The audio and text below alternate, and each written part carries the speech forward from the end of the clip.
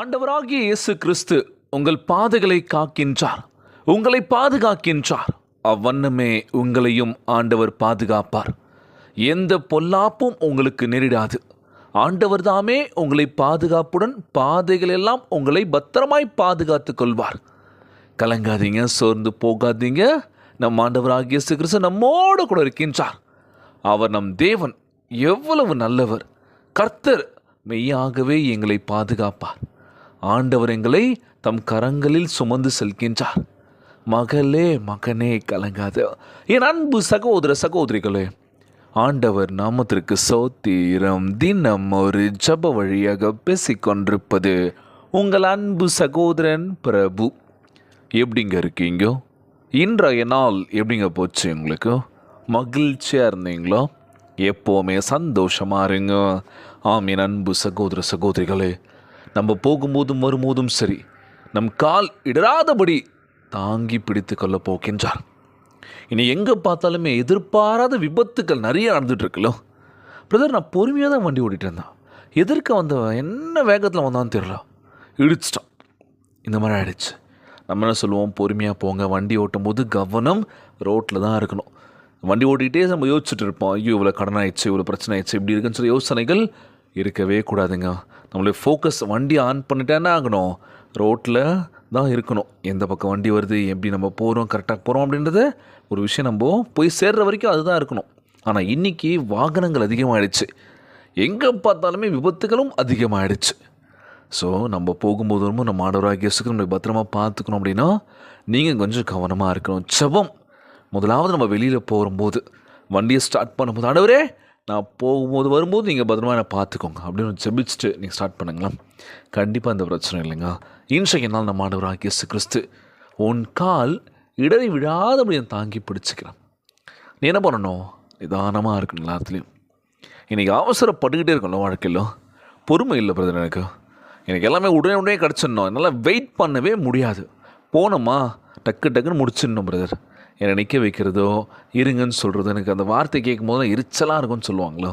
இன்றைக்கி எங்கே போனாலுமே காத்திருக்கணும், பொறுமை கண்டிப்பாக இருக்கணும். ஏன்னா உங்களை மாதிரி தான் நிறைய பேர் என்ன பண்ணுவாங்களாம், காத்துட்ருப்பாங்களாம்.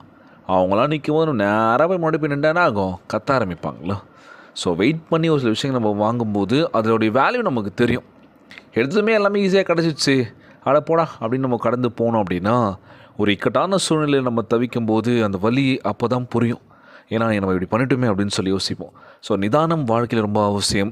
எங்கே போனாலுமே பொறுமையாக இருங்க, அவசரப்படாதீங்க. எடுத்தவங்க கவுத்துன்றது முடிவு இல்லை வாழ்க்கையில். ஓகே இது வேணான்றாங்களா, வீட்டில் அம்மா அப்பா பிடிக்கலையா, ஓகே செய்ய வேணாம். இன்றைக்கி வேணான்றாங்களா, ஓகே நாளைக்கு பண்ணுன்னு சொல்கிறாங்க, ஓகே. ஆனால் அப்படி நம்ம ரிசைட் பண்ண முடியல. அம்மா அப்பாவெல்லாம் எதிர்த்துட்டு ஒரு சில விஷயங்கள் பண்ணும்போது அவங்க அப்போவே சொல்லியிருப்பாங்க வேணாடா. நான் அப்போ புரியாது. எப்போ புரியும்? ஒரு சில வலி வேதனை வரும்போது தான், ஐயோ அப்போவே சொன்னாங்களே, நம்மளுக்கு இந்த மண்டையில் ஏறலை, அந்த மரமண்டையில் ஏறலன்னு சொல்லி யோசிப்போம். ஸோ கலங்காதீங்க, நிதானமாக யோசிங்க. வாழ்க்கையில் நம்ம ஆண்டவராகிய இயேசு நம்மளை ஆசீர்வதிக்க வல்லவராக இருக்கின்றார். ஒருபோதும் சோர்ந்து போகாதீங்க. இன்றைய நாள் ஜெபம். உலகில் வாழ்கின்ற எல்லாருக்கும் நம்ம ஜெபிக்க போகிறோம். ஜெபத்திற்குள்ளாக பயணிப்போமா?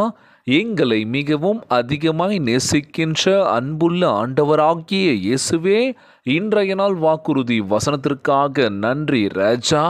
அன்புள்ள ஆண்டவரே, எங்களை கண்ணோக்குவதற்காகவும் எப்பொழுதும் எங்களை பாதுகாப்பதற்காகவும் உம்மை சோத்தரிக்கின்றனப்பா. உத்தமமாய் நடப்பதற்கும் தொடர்ந்து உமக்கு உண்மையாய் இருக்கவும் எங்களுக்கு உதவி செய்யுங்கப்பா. நாங்கள் இடரும்போது எங்கள் கால்கள் சறுக்கி விடாமல் உம் பலத்த கரத்தினால் எங்களை தாங்கிக் கொள்வீராகப்பா.